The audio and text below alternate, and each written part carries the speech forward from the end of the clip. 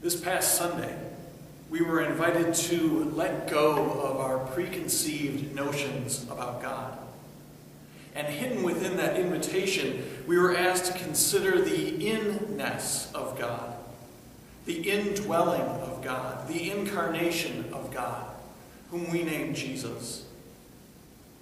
Instead of a God way out there, away and outside of creation, doing lots of different things, perhaps the most powerful understanding of God is God in things, in and within our relationships, in the collective unconscious of the world, in the presence and also in the absence.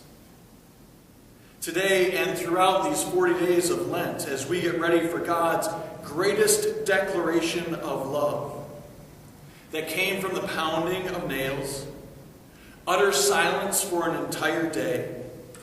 Can you imagine God being silent for a day? A stone rolled away and an ear-splitting alleluia when the casket was empty. Today we're brazen enough to utter the most profoundly faithful response in 3 simple words: I don't know. And then to be content with those same words. Today we are allowed to trust in the essential benevolence or kindness and compassion of God. Ash Wednesday is the most honest of days. Tonight we are each asked to look at ourselves and to be honest. To be really, really honest.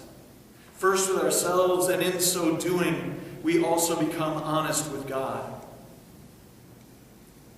Peter Marty, who is a pastor in Iowa, once wrote this: worship is our weekly opportunity to practice not being God. Worship is a time to take God seriously and to know that we are taken seriously as well. Maybe that's why people don't come to worship. Maybe that's why people don't really want to practice their Christian faith. Could there be some ingrained fear that we can't really be loved exactly like we are, or that God is really not kind and compassionate? Is there something deep within that knows being taken seriously means that we need to know ourselves and to risk being known just as we are, who we really are, to others and to God? Today is the most honest of days, when we allow God to be God and know that we are not God.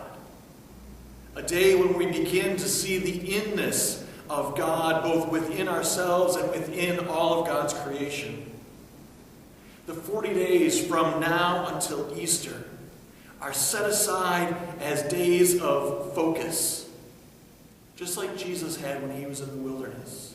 These days are to help us enter this mystery of what it means to experience the inness of God, of having hope and faith, to sit within the darkness of our world and then bear witness to the light and love and life of Jesus, who shatters all the darkness. To assist us in this sometimes very difficult time of letting go, we are providing you with a finger labyrinth. Labyrinths are mazes that have only one way in and one way out. They're meant to be used slowly and to follow the path, to help yourself let go and focus,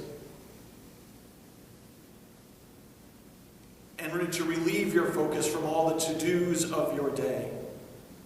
To take just a few minutes and allow the inness of God to come to the honest place of your heart, the honest place of your soul, your real and authentic faith.